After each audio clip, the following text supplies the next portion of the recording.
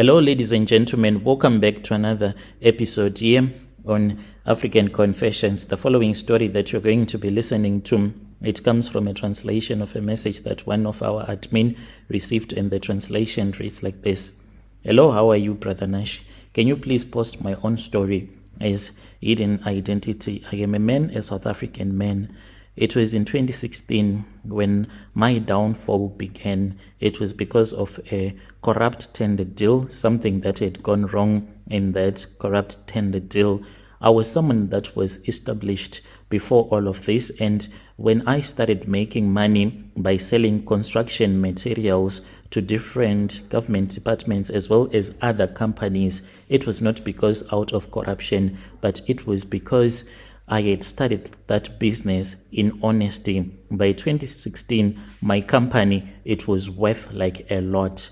I had so much money, but what I have since realized in life is that we humans, we are greedy, and greed is a funny thing. It sneaks up on you, and before you know it, it leaves you in places where you will end up drowning in greed. That is what I did at that time. Even though my life was perfect in each and every way, I was not owing anyone. I did not have any pressure to enter into corrupt deals, but I got myself involved in a shady deal, the kind that could make me a bigger player within hours. It was worth a lot.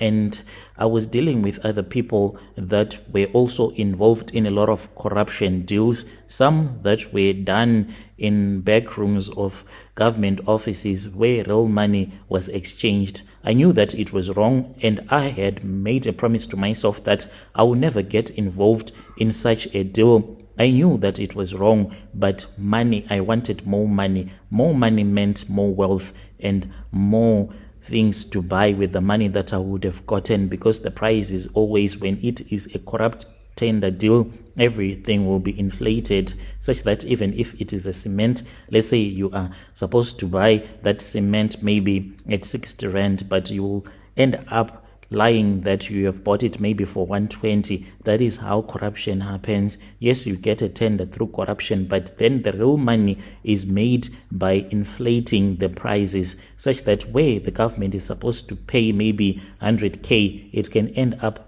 even paying 10 million, and then that money, it is shared amongst comrades.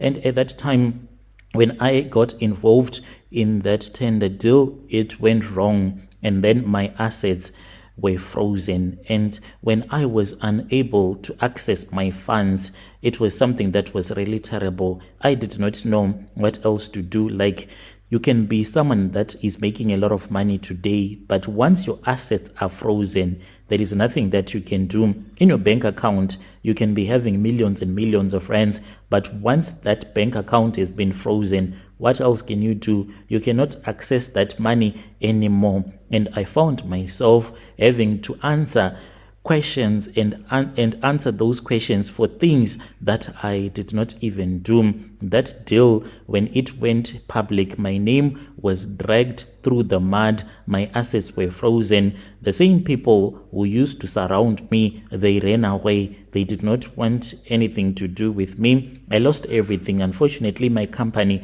was blacklisted. My wealth, my properties, my business, everything was taken in the blink of an eye. I had no choice but to sell my house and everything that I owned. I could not afford any single luxury anymore. I was even scared to tell Lele, the girl that I was dating, with her beauty. I was really scared to tell her that her blesser was now broke, because she had just entered into my life at that time, and I was trying by all means to impress her because of her beauty, to give her a lot of money. But then that was when things became so bad in my life, such that whenever she would ask me for some money, I could not give her money, for I was broke. I was dead broke. Even though to people who did not know me, they thought that maybe I was still a millionaire, but I was broke. I did not have anything.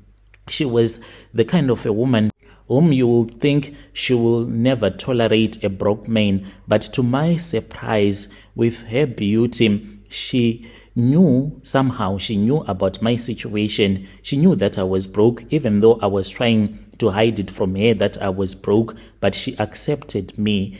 And she told me that she was willing, if I was willing, she was willing to help me to get back to where I used to be. Like, she pitied me, and she said she can find an way out of all of my problems. And then me and her, we went to this other place in Rosebank, where I ended up meeting with this other woman who was a Nigerian but was married to a South African man. Hey, when I saw that man, I felt so sorry for him. He was just a cabbage. He was a zombie.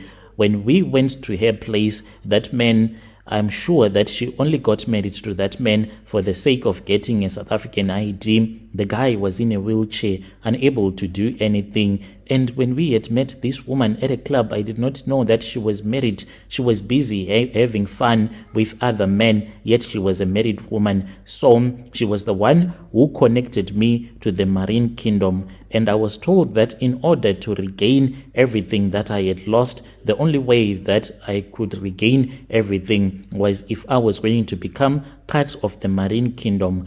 There is a stage in life when things are not working such that you end up accepting any kind of help, even if you know that the help is coming straight from the devil. But at that moment, you find yourself not even caring anymore. I was then taken to Pretoria, and I was told that during the night, I had to pretend as if I was someone who was a drug addict, walk around the streets. As I would be walking around the streets, I was supposed to look for a woman who was running mad and to sleep with that woman by force. Yes, that is what I did, as I was wearing those dirty clothes, holding a big cardboard box as if it was my makeshift bed. I walked around looking for a woman who was mentally ill. When I saw her, she was busy picking up some garbage. She was looking for food in that garbage bin. I approached her, pretended as if I was also mad. She was inside those big metallic garbage bins, and I also climbed, and then I pretended as if I was looking for food. When I saw that she was no longer concentrating on me, and then I went and I grabbed her and I slept with her in the garbage, on top of the garbage. And when I was done, I then ran and I told that woman that the deed was done, and I was welcomed into the Marine Kingdom, and I was given a ring which I wear to this very day. Things started looking up after the rituals. I got some contracts and I started living a good life. And then it started with the death of my firstborn son.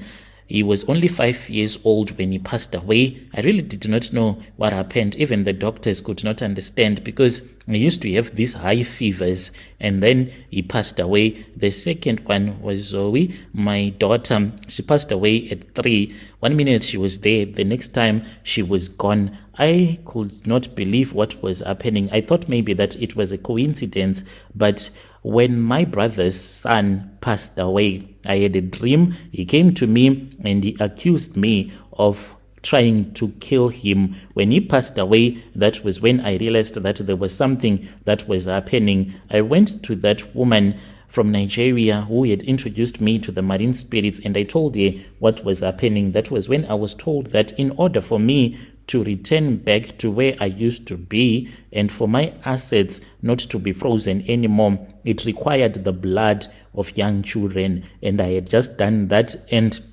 I was supposed to continue living in the Marine Kingdom until Jesus come. And my soul, from that day going onwards, it belonged to the Marine Kingdom. When she told me all of these things, I started crying, and she told me not to cry, but to get up and to go and enjoy her money. She said, at least you are better. Look at the stupid man that I got married to. Can you believe that I am supposed to love this man with all of my heart? Look at him. As she was speaking to me, that poor man, he was listening to us as we were having the conversation. I looked at that poor man that was in the wheelchair.